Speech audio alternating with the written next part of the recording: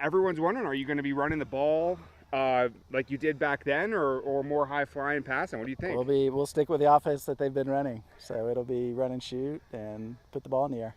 So say you go a couple 3 and outs or whatever, are you going to start grinding it, ground and pound? Probably not. We're just going to stick with it.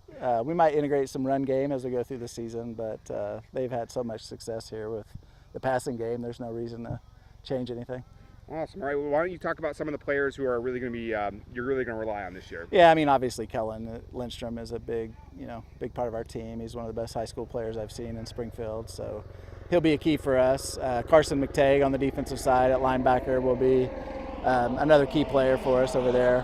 And then we've got Azra Smith, Luke Rich, some other seniors on the defensive side that should really help us.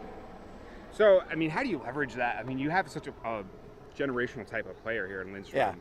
Yeah. How fun is it to kind of think of different ways that you can use him? Yeah, it's a lot of fun. I know the defensive coaches are very excited to have him on Friday nights and see what he can do.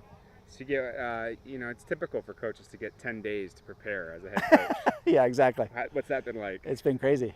I mean, it's been a whirlwind, and just trying to, wrap my mind around everything, make sure, learn all the kids' names, figure out what position they can play. It's a lot to do in 10 days. What are some of the things that you really were able to just kind of step right in? It was just like riding a bike. And what are some things that have changed since you were head coach? Yeah, well, I was around all summer, so the offense was very familiar to me. I mean, even with them running it in the summer, I understood what they were doing.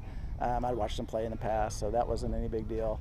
And then just the organizational side of things. I mean, if you've been a head coach before, that is a little bit like riding a bike. You do kind of forget, but once you get back on the bike, you kind of just get going again. So, I mean, obviously this is a program that really has a special place in your heart, and when obviously they needed you, I mean, this must be like a labor of love for you. Oh, absolutely. Yeah, it's definitely not something I planned on doing this year, for sure. I just wanted to help Coach Mock out, coach receivers, and enjoy my time out here on the field again, but due to the situation we're in, they needed someone to do it, and I was happy to fill the void. How have the kids handled the changes like that?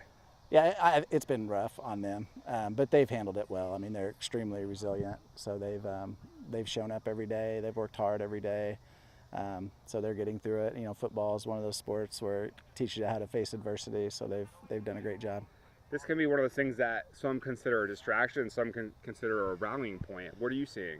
Yeah, definitely a rallying point. I mean, I think, we talked to them early on, this will either divide us or unite us. And I think our seniors and the rest of the group has really, decided to make sure it unites us. Have you realized that there are certain things you missed as being a head coach that now you're excited to be doing again? I'm excited for the kids. I'm doing it for the kids. If I'm going to be honest, there's probably not much I missed. I miss being around the kids, so that's the reason I'm here.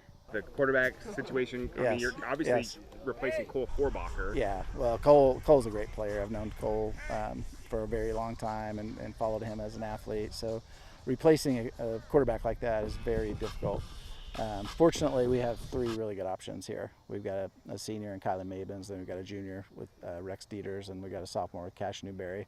All of them have played really, really well this summer. They've really grown and developed so with this offense. So we'll see who we can throw out there Friday. So in other words, either you don't know or you're not telling me. One of those things, right? A little bit of both. Hey, you never know. You put different plays, different styles, right? That's Is that right. the situation? That's exactly right.